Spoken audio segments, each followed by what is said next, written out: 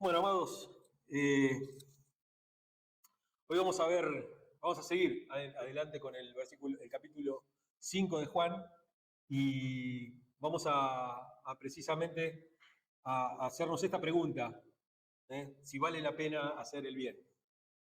Eh, y hoy vamos a ver cómo la gracia de Jesús confronta la religiosidad vacía, y revela una identidad divina, la cual está en Jesús, ¿no? Jesús no es eh, algo que los teólogos y que los dueños de la religión hayan momificado, sino que es alguien vivo. Es alguien que hoy está con nosotros y siguen haciendo lo mismo. Si recordamos cómo fuimos a lo largo de estas semanas hablando sobre el paralítico de Betesda, vimos distintos aspectos de él, cómo lo fue llevando, cómo fue esa conversación, una conversación transformadora. Vimos a Jesús llevando desde un milagro inesperado, como son todos los milagros, son todos inesperados, porque nadie espera un milagro, son todos inesperados, llegan en el momento que uno menos los espera. Y también una confrontación, ¿no? ¿Recuerdan el, el milagro de, a pesar de que la persona tenía un montón de excusas y que a la respuesta de querer ser sano, él le empieza a responder que bueno, que sí, pero que hacía tantos años que estaba ahí, pero que no había nadie que lo ayude. Y Jesús inesperadamente actúa aún en las personas que tienen fe o no tienen fe, o tienen una fe muy aniñada, incluso hay veces que muchas veces hacen milagros algún día tendríamos que ver distintos tipos de fe, pero uno ve a veces fe, esa fe que está en los ritos, ¿no? Que está en la cosa y dice, no, pero bueno, pero Jesús no va a poder actuar ahí. No, Jesús puede actuar en cualquier lado, aún en el medio de los ritos hace el milagro porque esta persona venía pensando en el rito, venía pensando en que yo me tengo que meter al estanque en el momento justo, en el momento adecuado, cuando tiene que ser, y uno piensa en eso, y uno piensa que Jesús lo hace de esa manera, y él aún así lo hace. A veces lo hace por la fe de otros y no por la fe nuestra, ¿no es cierto? La fe de los amigos que rompen el techo donde Jesús estaba parando, donde Jesús estaba predicando y rompen el techo y no les importa y bajan una camilla por ahí. Y de una persona que piensa también que Jesús puede actuar a la distancia y le dice, yo sé que yo soy un hombre de la milicia, yo sé que cuando la gente que está bajo mi orden, yo le digo, va y él va. No queda ninguna duda. Así que no soy digno de que vos entres en mi casa. Decí la palabra y va a ser hecha. ¿No? Y le reconociéndole esa autoridad a Jesús de hacerla en cualquier momento. Entonces, vemos todas esas cosas, pero también vemos cómo Jesús sana eh, para romper ritos también, ¿no? Rompe el sábado para sanar. Después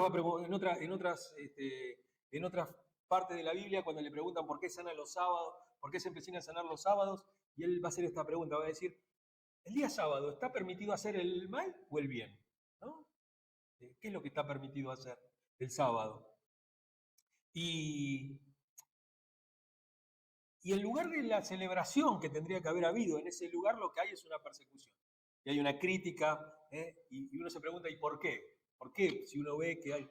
Porque la gracia de Dios interrumpe los sistemas humanos, interrumpe los ritos humanos, interrumpe la religión. El milagro de Dios interrumpe, siempre, siempre, interrumpe lo que uno está haciendo. Uno está haciendo algo y Dios quiere hacer otra cosa y Dios la hace. Y no le pregunta si este es el momento adecuado y no actúa el domingo a las 10:30 de la mañana o el domingo a las 6 de la tarde, a la hora que uno tenga la reunión de iglesia y no lo hace en esos momentos. Ni lo va a hacer en una campaña, una cruzada de milagros y como que uno le pone una fecha, ¿no? Bueno, venía la cruzada esta de milagros, porque este día Dios va a hacer milagros. Y los demás días como que si no lo hiciera. ¿No? Y Jesús hace eso, continuamente interrumpe. Y precisamente vemos en el pasaje que vamos a leerlo, versículos 16 al 18 de Juan capítulo 5, dice, precisamente por esto, por haber sanado a esta persona, Los judíos perseguían a Jesús, pues hacía tales cosas en sábado. Pero Jesús les respondía, mi padre aún hoy está trabajando y yo también trabajo. Así que los judíos redoblaban sus esfuerzos para matarlo, pues no solo quebrantaba el sábado, sino que incluso decía que Dios era su propio padre, con lo que él mismo se hacía igual a Dios. Y entonces ahí vemos eso, ¿no? Vemos que la gracia de Dios interrumpe los sistemas humanos, que la compasión de Jesús, ¿no? Más allá de su autoridad, Jesús actúa con autoridad y actúa también con compasión. Y la compasión de Jesús choca con la rigidez religiosa, ¿no? Tiene cierta rigidez la religión que no nos permite movernos y dejarnos, como decíamos recién, ¿no? Que realmente ser barro en las manos de Dios y que Él pueda moldearnos como Él quiera. Y por eso hoy queremos reflexionar acerca de hacer el bien en un mundo que no siempre lo celebra. No siempre celebra que uno haga el bien. Como la fidelidad de Dios puede incomodar a los que prefieren el control, tener todo en control, tener todo controlado, porque así es mejor tener todo controlado, pero ponen por sobre eso, ponen eso por sobre la compasión que Jesús tiene hacia nosotros. Y lo vamos a ver en 3 puntos. El primer punto es la gracia que incomoda al sistema, la identidad que provoca oposición y la fidelidad que nos desafía hoy. Vamos a empezar con el primer punto. Versículo 16 dice, y por esta causa los judíos perseguían a Jesús y procuraban matarle, porque hacía estas cosas en el día de reposo. La gracia incomoda al sistema. La gracia incomoda al sistema. La forma de moverse de Dios incomoda a la rigidez de cómo uno piensa que Dios tiene que actuar. Miren, ayer tenía una charla con un muchacho que es profesor de historia. Y él es anarquista. Y con respecto a la fe, es agnóstico. Y él me decía, a mí me gustaría creer, pero no creo. Entonces, a mí me gustaría, porque pienso que... Entonces yo le dije, no, yo también, en el sentido en el que vos lo decís, yo me podría llamar agnóstico también. Porque yo creo que Dios es un Dios incognoscible. Yo creo que es un Dios que no se puede conocer en su totalidad, en su plenitud, no se puede conocer. Se puede llegar a sentir cierta parte de Dios, pero Dios es tan grande, es tan maravilloso, es tan abarcativo de todo, que uno no va a tener, no tiene tiempo suficiente ni hoy, ni durante toda su vida, ni durante toda su eternidad para llegar a conocerlo. Porque Dios es un Dios eterno, entonces es un Dios incognoscible. Y yo le decía, lo que pasa es que, por lo general, la religión pone a Dios en una cajita y le da cierta forma y hace un Dios a su imagen y semejanza. Y yo le comenté, le digo, pero yo hace varios años ya que estoy leyendo, releyendo y recontra releyendo siempre lo mismo, siempre los evangelios. ¿Por qué? Porque yo veo ahí a Jesús en estado puro. Lo veo sin esa momificación de la que recién hablaba, ¿no? Que lo han momificado, lo han puesto como el Pantocrátor, ese Dios de la iglesia de los siglos 3, 4, después para adelante, ese Dios bizantino, ese Dios de la imagen que está con una mano el alfa, la omega, el dedo levantado, ese Jesús del Apocalipsis, ¿no? Ese Jesús que incluso no nos hace falta conocer, porque ya lo vamos a conocer, ese Jesús. Pero para conocer al Jesús que caminó en esta tierra tenemos que ir al Evangelio.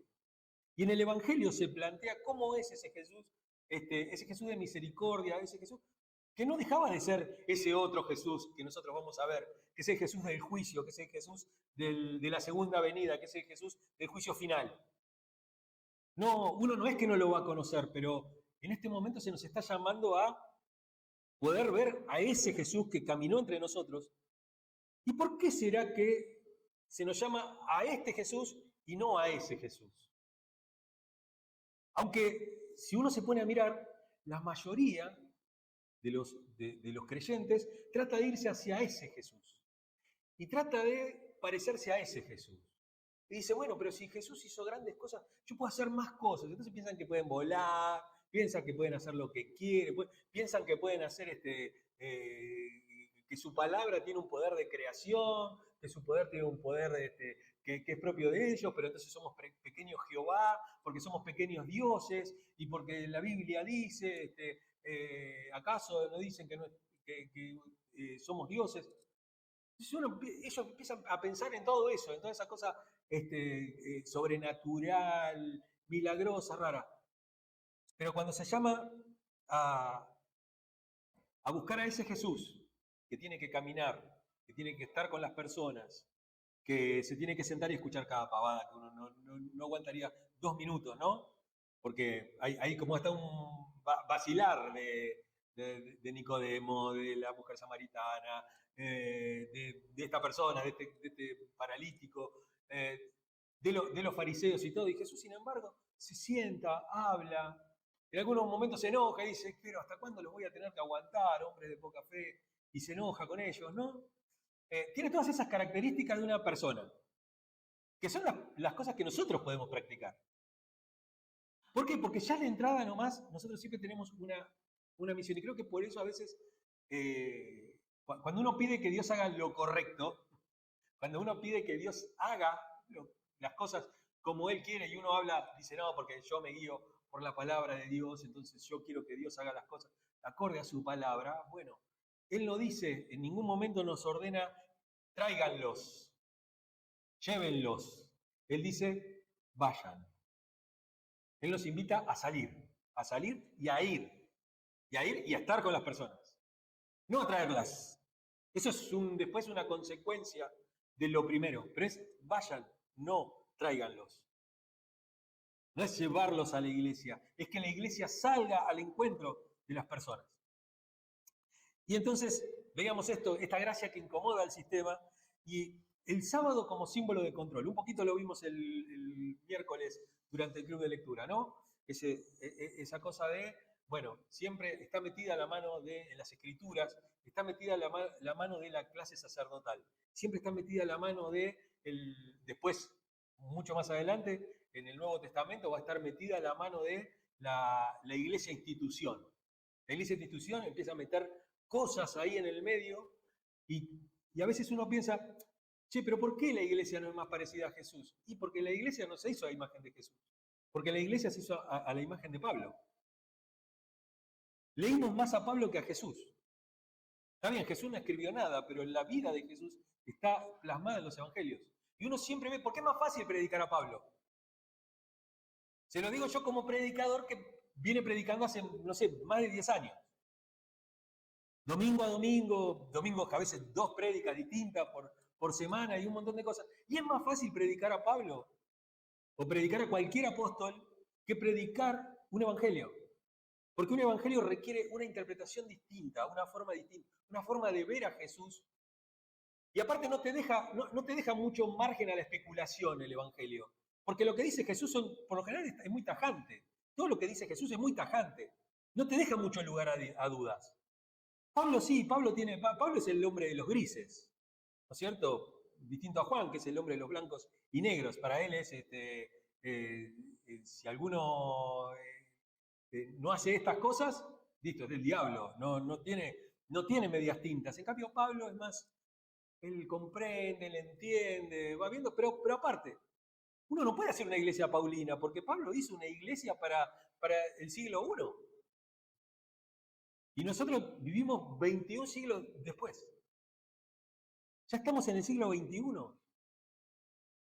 Ya está muy adelantado todo. Fueron 21 años, no solamente de que la ciencia haya aumentado, no solamente que el pensamiento haya aumentado, sino que la teología ha caminado durante 21 años. Entonces, uno no puede repensar la iglesia en Pablo, y por eso vemos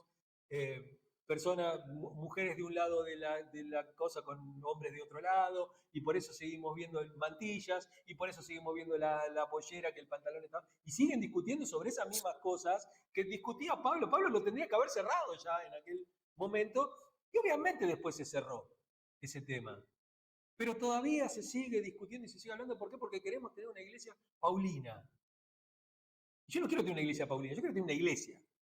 Una iglesia que se parezca a Jesús, a la iglesia que Él forma, a la que Él deja. Y precisamente el sábado representa eso, representa el control. El día de reunión es el sábado. Como nuestros amigos los adventistas. El día es el sábado. Ellos están con que es el día sábado, porque desde el principio fue el sábado, entonces sí empezó. Y como les contaba yo, todas esas cosas del sábado, de todo eso, tienen que ver en la teoría documentaria, tiene que ver con la P, ¿no? Con la P de priest, del sacerdocio, priest es sacerdote. Es el sacerdocio, había metido todas esas cosas. No quiero hablar de esto, después esto es para las charlas de los miércoles, pero eso, ¿no? El sábado, la iglesia, el pastor, el día de la ofrenda, el día de la Santa Cena, todas esas cosas son pequeñas cosas que ayudan a que alguien tenga el control sobre las cosas que Dios hace. No quiere decir que no hay que hacerlas. Lo que uno no se tiene que enamorar, no tiene que reemplazar eso con Dios. Son símbolos, son símbolos. Uno no puede reemplazar a Dios y no puede reemplazar al Jesús que caminó con el símbolo solamente. No puede reemplazar a Jesús con la hostia. No lo puede reemplazar de esa manera. No lo puede reemplazar con un sacramento. Porque el sacramento es un símbolo, siempre es un símbolo. Y como le dice Jesús, el sábado fue hecho a causa del hombre, no el hombre a causa del sábado. La iglesia fue formada a causa del hombre, no el hombre a causa de la iglesia. Porque la iglesia te da un marco de contención, te da un marco que te abriga, un marco que te abraza, un marco que te ayuda a transitar por este mundo. Es una comunidad. Pero el hombre no fue hecho a causa de la comunidad, sino la comunidad a causa del hombre. Dios no quiere que uno esté solo. Por eso dice, no es bueno que el hombre esté solo. No, obviamente. Y no quiere decir solamente que uno tenga que casarse o que tenga que estar en pareja, o que no está hablando de eso.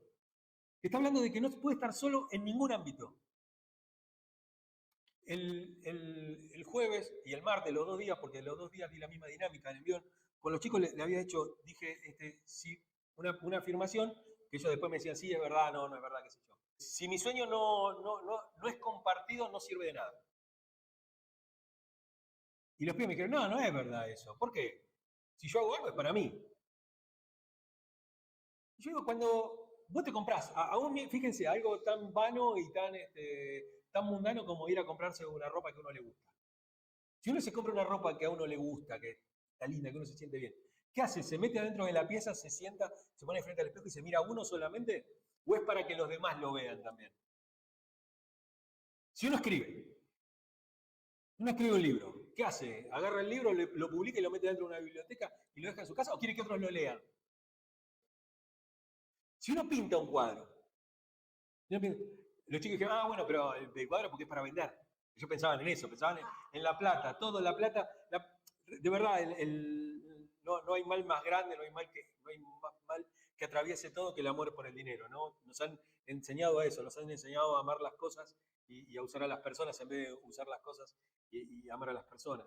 ¿No? Nos han enseñado eso, que todo tiene un valor monetario, ¿no? ¿Viste? Corruptos no faltan, lo que faltan son capitalistas a lo mejor. ¿No? Uno dice, bueno, yo por $10.000 a lo mejor no me dejo corromper, pero si me abren un maletín con un palo verde, bueno, a lo mejor la pienso, ¿no es cierto? Entonces, no es, a todo le han puesto valor, a todo tiene valor, todo tiene un precio, todo tiene un precio. Y le decía, no, todo es para compartir, todo es para vivirlo en comunidad, todo es ¿para qué uno estudia? ¿Para qué uno estudia? Para ejercer una profesión. ¿Y para qué ejerce una profesión? Para los demás. Siempre es para los demás, nunca es para uno. Vos estudias abogacía y te quedás en tu casa. No, mira, estudié abogacía por la duda que me llegue a pasar algo para poder defenderme. No, uno lo hace, obviamente, a cambio de la plata, porque uno necesita vivir. La luz no la podés pagar con buenas intenciones, la tenés que pagar con plata, con dinero. Pero bueno, pero que la plata como el amor por el dinero y todo lo ensucia. Y yo hablaba de eso, de la comunidad como lugar de abrazo, como lugar de contención. Y qué difícil que se hace a veces para los chicos, un montón, y para los grandes, a veces más, entender eso de la comunidad. No, mirá, yo ya entendí que a esta altura de mi vida yo ya no quiero saber más nada, ya está, ya fue y todo. Y uno dice, bueno, pero ¿qué es? Comprarte 50 kilos de arroz y te vivir al medio del campo, otra no te queda. Uno vive con gente, vive constantemente con gente, y precisamente Dios quiere que uno afecte a esa comunidad. ¿Y cómo puede hacerlo si no entrando en sus vidas, metiéndose en sus vidas, yendo a buscarlos? Y precisamente también hay amenazas a esa religión, y el milagro es una amenaza. La sanidad del paralítico no solamente fue un acto de compasión, sino que fue una declaración. La vida humana está por encima de lo ritual. La vida humana está por encima de la religión. La vida humana está por encima de la concepción que uno tiene de Dios. No por sobre Dios, por sobre la concepción que uno tiene de Dios. Por la forma que uno cree que Dios. El dolor humano está por encima de eso. Está por encima de lo que uno piensa de Dios. No, pero lo que pasa es que Dios, el domingo tengo la iglesia y el domingo es el día justo. No, porque miren lo que dice acá la palabra, todo. Si eso oprime, si eso lastima, si eso quiebra a la gente, no la quebranta, quiebra a la gente, está errado. Porque la letra mata, el espíritu es el que da vida. Lo que está escrito, si lo ves así frío, sin entender el espíritu, sin entender las intenciones que tuvo Dios cuando escribió eso, o cuando dejó que alguien escriba eso, o que haga eso. Si vos no lo entendés así, si vos no buscás esa intención de Dios, que la intención de Dios siempre es para nuestro bien, nunca es para nuestro mal, nunca es para avergonzarnos, nunca es para quebrarnos, nunca es para lastimarnos, ni para, no, porque para que sienta el rigor, no es para eso, es para que uno pueda ser transformado, para que uno entienda, para que... Bueno, si no es de esa manera, es una amenaza, ¿no? La vida humana, acuérdense de esto, está por sobre el ritual. Y eso desestabiliza a quienes usan la religión como método de control. Y vaya que hay métodos de control. Y la gracia no pide permiso. La gracia no pide permiso. La gracia, Jesús no consulta, no va a consultar al sumo sacerdote, che, ¿estará bien que haga esto? Si uno va a hacer el bien, tiene que ir a consultar al pastor, che, está bien que haga esto, que vaya a hacer esto, tendré permiso para... ¿No? Hacer el bien es hacer el bien, punto. No hay muchas cosas que darle vuelta. Y Jesús no va a consultar a los líderes, ni va a... Y pensar que cuando él dijo, bueno, qué sé yo, hay que pagar el impuesto al templo, bueno, por razones de conciencia, para que no nadie se escandalice, toma, andá, pagá por mí, pagá por vos, paguemos el impuesto al templo, qué sé yo. Jesús no le daba mucha bolilla a esas cosas, si bien las cumplía, iba a los días de Pascua, iba obviamente al día de la expiación, iría al templo cuando era chico con sus padres, y después también, acuérdense que siempre están las Pascuas, en las cuales Jesús va al templo y están reflejadas en los evangelios. Pero si uno lo mira bien, la gracia siempre va a actuar donde hay necesidad. La gracia actúa donde hay necesidad, no donde hay aprobación. Dios no espera la aprobación de nadie para dar la gracia. Y en el libro Repensando la Guerra y la Paz de Greg Boyd, él dice lo siguiente: la religión que se aferra al poder teme a la gracia, porque la gracia no se puede controlar. El poder busca control. El poder busca que todo esté controlado, que todo esté, que todo pueda ser medido. La gracia no busca eso, la gracia no se puede controlar. No hay forma de pensar que hay, dice, donde abundó el pecado, sobreabundó la gracia. ¿Y qué es que sobreabunde? Es que no hay medida. Es que se rompen todas las medidas.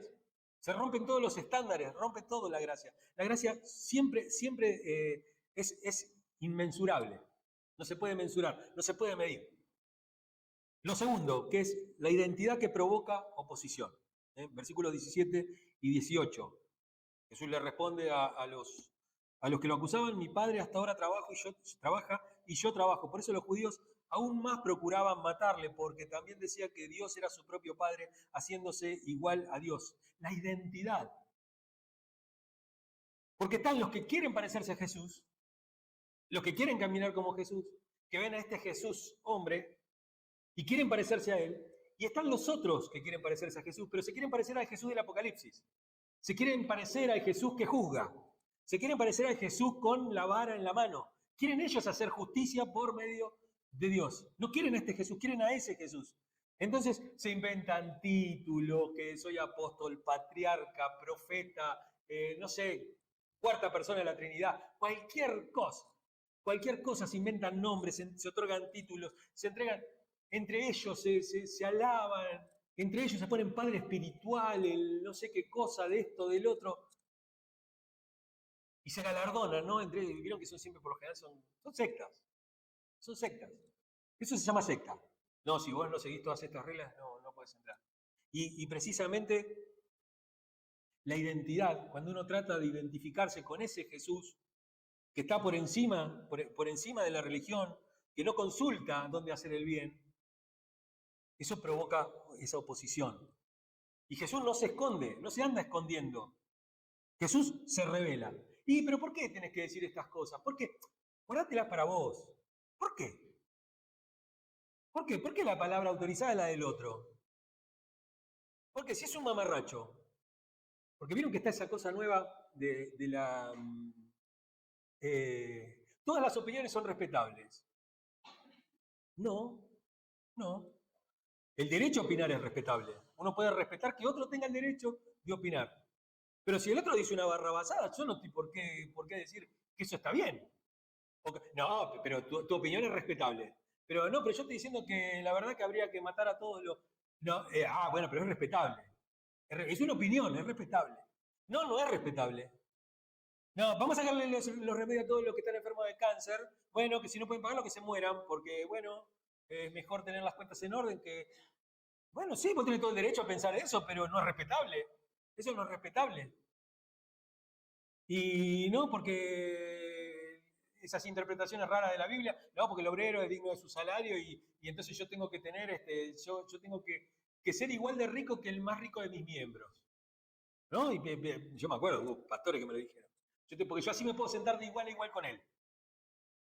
Me acuerdo que teníamos en la iglesia, teníamos un miembro que era geólogo y que trabajaba para Petrobras y era uno de los gerentes de ingeniería de Petrobras. ¿Saben la cantidad de plata que ganaba ese muchacho?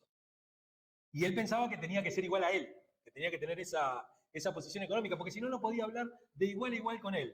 ¿Y quién dijo que tienes que hablar? O que hablar de igual a igual significa tener tanta plata o tener tanto éxito, ¿no?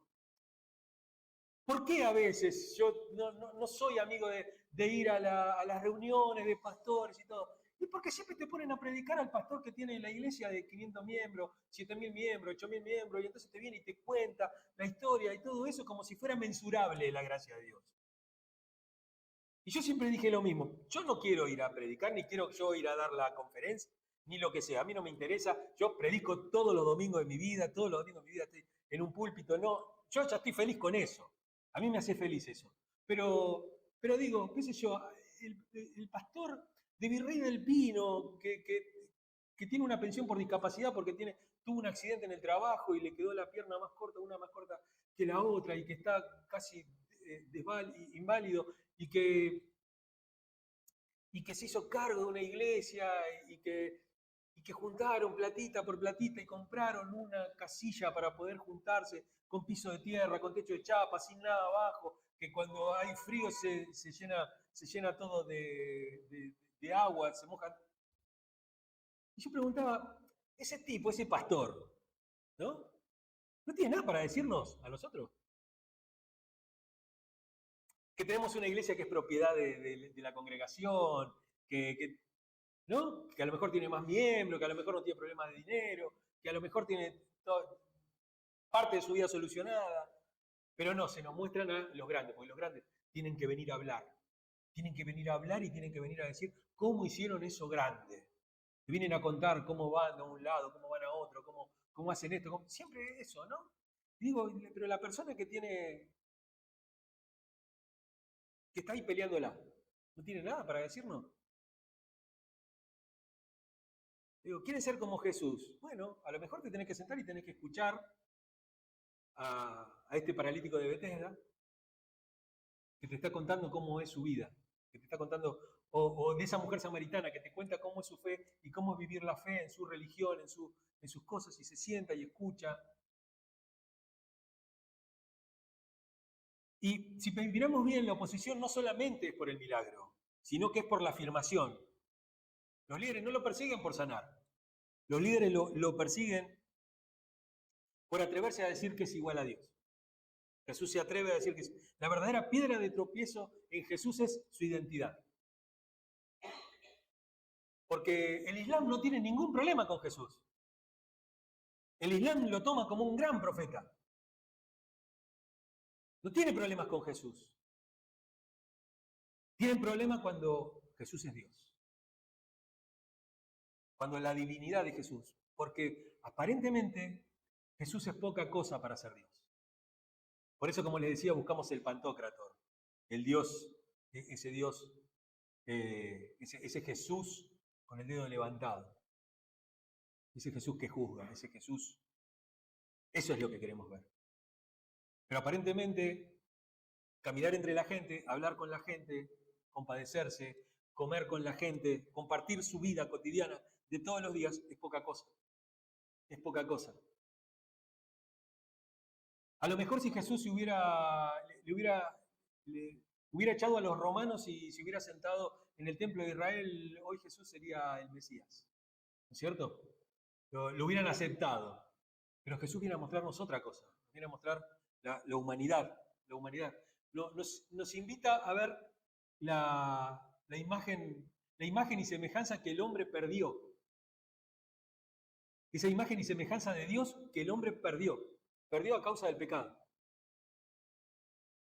Y nos invita a ver cómo es. Y si uno la mira bien, dice, che, qué poco que tiene que ver esto con la religión. Porque acá no me dice que tengo que cumplir 10 mandamientos. No me dice que, ay, qué forma indecorosa de vivir. No dice todas esas cosas.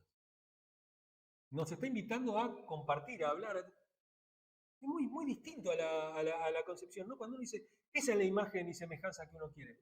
Lo veíamos el miércoles, ¿no? Con esa bienaventuranza, ¿no? Bienaventurados los de limpio corazón, porque ellos verán a Dios. ¿Quién podrá entrar a tu santuario? El que tenga manos limpias y un corazón puro. Y uno piensa que a lo mejor eso es lo que tenemos que lograr. Y sin embargo Jesús nos dice, no, ustedes se tienen que identificar conmigo, porque esas cosas yo se las doy. ¿Quién podrá entrar en tu santuario? El que se identifique con Cristo. El que se identifique con el sumo sacerdote. El que se identifique con ese Jesús que se anima a hacerse hombre. Que siendo Dios no toma ser igual a Dios como cosa que aferrarse, sino que tomando forma de hombre, toma forma de siervo también. Se pone al servicio de nosotros. No, pero ¿cómo Dios va a estar al servicio de nosotros? Ese no es Dios. Claro, no es Dios.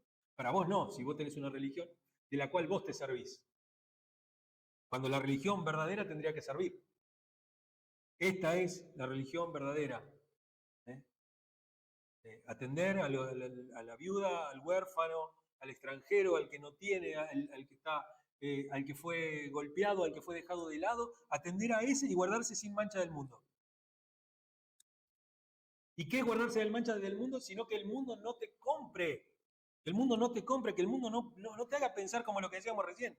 Que vos cuando pintás un cuadro, el cuadro es para vender por plata. No es para eso. Es para hacer de este mundo algo más lindo, algo mejor. Que no quiere decir que uno no pueda vender un cuadro y que está malo, que es pecado, no. Estamos hablando de otra cosa, estamos hablando de que no todo es para eso. No todo es para eso.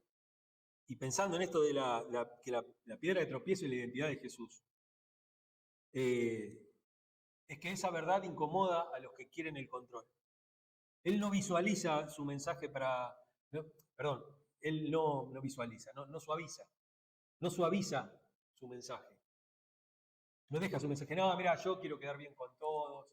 Yo quiero estar bien con todos. Yo la verdad que, no, ¿cómo voy a curar el sábado? Si puedo curar el viernes, ¿para qué voy a curar el sábado? Tengo 6 días más para curar después. ¿A vos te parece que voy a ir a meter justo el dedo en la llaga en ese día? Pensaríamos así. Uno piensa así. Uno piensa, pero justamente vas a tocar eso. Le vas a ir a hablar de eso, justo. Y Jesús va y mete el dedo en la llaga ahí. Y él no trata de evitar el conflicto. La verdad no se negocia para evitar incomodidad. Él es quien es. Y en el libro La crucifixión de Fleming Rutledge dice lo siguiente, dice, Jesús no fue crucificado por hacer milagros, sino por decir la verdad sobre quién era. Cuando uno dice la verdad sobre quién era, los milagros, a los milagros le gusta a la gente. Los milagros no son desechados. Los milagros está bien, también. Había un montón de milagreros en la época de Jesús. A lo mejor no tan grande como Jesús, no se había visto nadie que haya abierto los ojos de alguien que había nacido ciego, o nadie había visto a alguien resucitar, aunque si uno lo mira bien, ya Elías había resucitado a alguien, ¿no? Aún la tumba, ¿no? La tumba de Eliseo. La tumba de Eliseo, alguien se cayó sobre la tumba de Eliseo que se estaba muerto, se cayó ahí arriba y revivió, ¿no? Entonces, hay milagros, hay cosas que pasaron y esas cosas no incomodan, ¿no? Nadie va a decir, eso blasfemo y se va a arrancar la vestidura. Pero si uno habla de la verdad sobre Jesús, ahí es donde empiezan los conflictos. Y vemos también la fidelidad que nos desafía hoy. ¿Cómo podemos traer todas estas cosas en una aplicación sobre el texto completo, ¿no? de que estamos viendo ahora? Y podemos pensar que el hacer el bien va a traer oposición, o puede traer oposición. No todo el mundo va a pensar bien de nosotros o va a aplaudirnos cuando actuamos con compasión. Cuando uno actúa con compasión, por lo general lo que sale es, bueno, pero también él se la buscó, ella se la buscó, él está así porque, y tenemos todas las cosas. Cuando uno actúa con compasión, pero la compasión no busca darle al pobre diablo que hace todas las cosas bien. Es para todos. Dios hace llover sobre justos e injustos, ¿no? Por eso la obediencia a Dios, cuando uno obedece sobre esto, sobre hacer las cosas, sobre hacer cosas buenas, sobre actuar con compasión, eso nos pone en conflicto con las estructuras religiosas. Nos pone en mucho conflicto con las estructuras religiosas, sociales y culturales. Y la gracia nos llama a actuar, no a agradar. ¿Puedes pasarlo? No sé si está puesto todo. Ah, sí, ya lo puse. La gracia nos llama a actuar, no a agradar. Jesús no buscó la aprobación, sino fidelidad. Nosotros también estamos llamados a actuar con convicción sobre las cosas y no por conveniencia.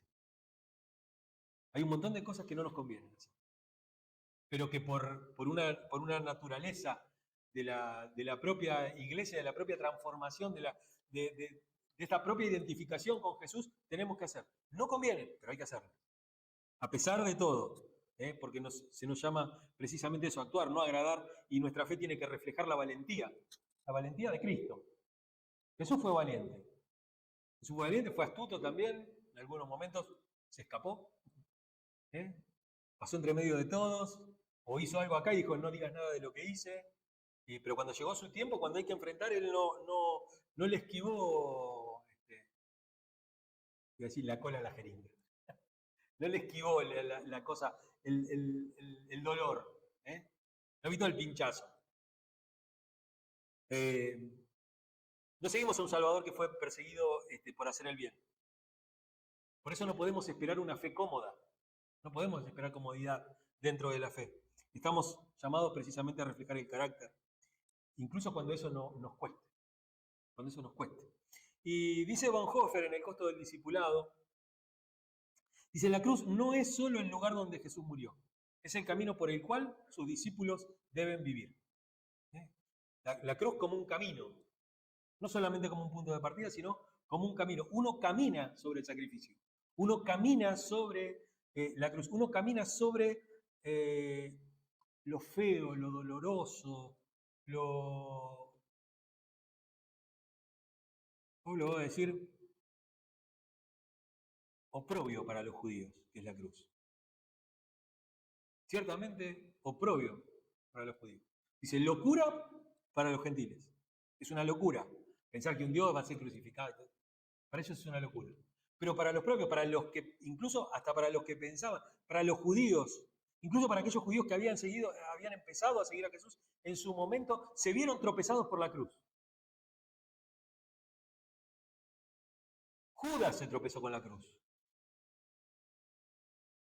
Judas es alguien que estaba con Jesús, está bien, robaba de la plata, de la cosa.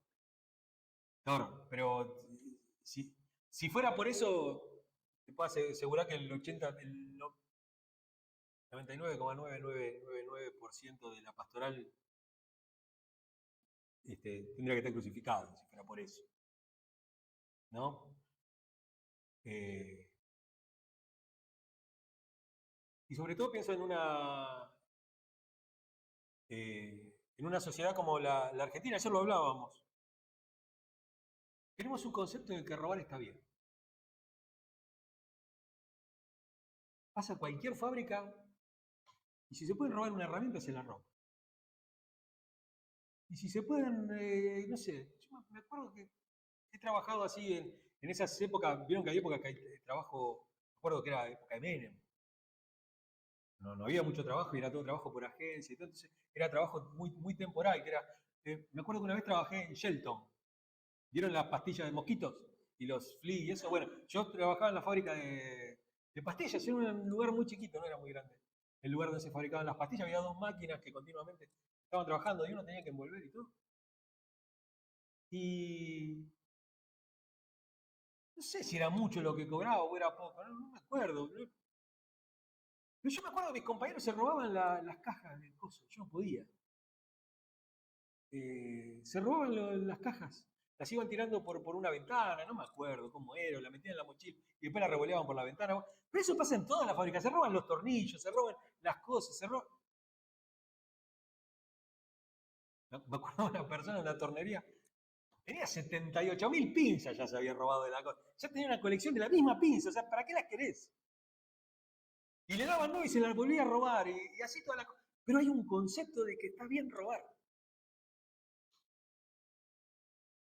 A veces uno ve la gente que está abajo en la política, que son las bases de la política, ¿no? Y que está ahí y que la está luchando y la está peleando por llevar adelante una idea y todo. Y uno ve que la mayoría de los que está ahí quiere llegar arriba para robar, para acomodarse. Y cualquiera que le dan un puesto enseguida roba.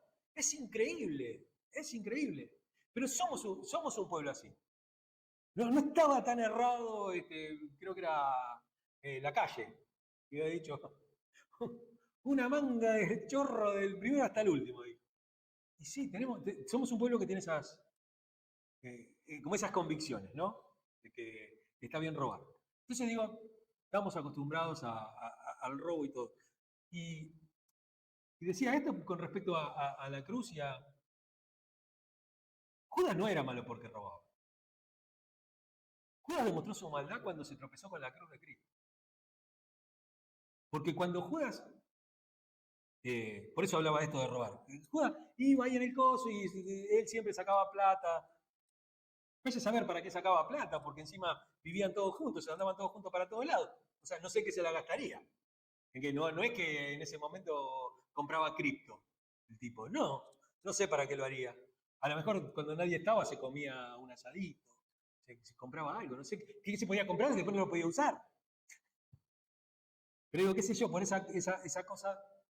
Pero la maldad realmente se reveló cuando se encontró con la cruz, cuando se dijo, no, pero yo no quiero este Dios, yo no quiero, yo quiero el Dios que vamos a ir y que vamos a tomar el poder y que quiero estar ahí porque yo quiero ser ministro de Economía de este tipo. Yo no quiero no quiero que me persigan. Yo quiero que me aplaudan cada vez que ande, que me digan hijo de David, yo quiero estar ahí al lado de él. Quiero estar ahí en la foto. Quiero estar en la foto de Da Vinci. Con los 12 ahí sentados, ahí contentos. Ese es el Jesús. Pero cuando Jesús me dice, no, ahora voy a ir y me voy a dar el sacrificio y van a matar al Hijo del Hombre, no, yo eso no quiero. Eso fue un tropiezo. La cruz es un tropiezo. Por eso nosotros tenemos que caminar. Por eso. ¿Y qué nos pasa a nosotros con la palabra?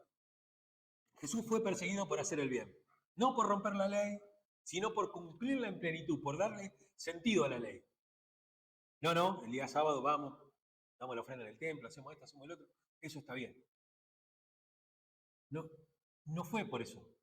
Fue por romper con esas cosas, precisamente, por cumplirla más allá, por poner la compasión por encima de la ley, por poner la compasión como motivo de la ley, como motivo de la gracia, poner todas esas cosas, por actuar, eh, por, por traducir la ley, por poner la ley donde tenía que estar, con compasión, verdad y con poder.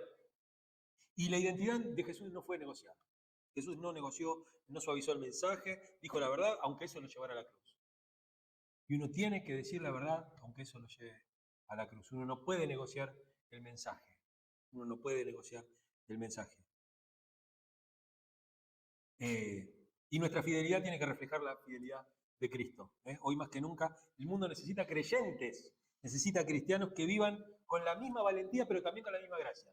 No es ser valiente para ir a patear cabezas, sino que ser valiente para poder tener gracia con las personas. Y dice John Stott en el libro La Cruz de Cristo, dice, la fidelidad a Cristo no se mide por cuán cómodos estamos, sino por cuán dispuestos estamos a seguirlo, incluso cuando hacerlo nos cuesta, cuando hacerlo nos incomoda. Y por eso hoy vamos a celebrar la Santa Cena y lo hacemos no solamente recordando el sacrificio de Cristo, sino esa vida que vivió con fidelidad hasta el final. Y pensando en esto, ¿no? Que fue perseguido Jesús por hacer el bien, precisamente. Fue acusado por sanar y fue crucificado por decir la verdad. Y aún así no dejó de amar, no dejó de dar y no dejó de obedecer. ¿Sí? Aún en el momento de más dolor en la cruz tuvo palabras de compasión. Y aún antes de poder experimentar todo eso, sabiendo lo que, porque Dios es omnisciente, Dios todo lo sabe y Jesús todo lo sabía, aún sabiendo eso, dice, este es mi cuerpo que por ustedes es partido, que por ustedes es partido. Esta copa es el nuevo pacto en mi sangre.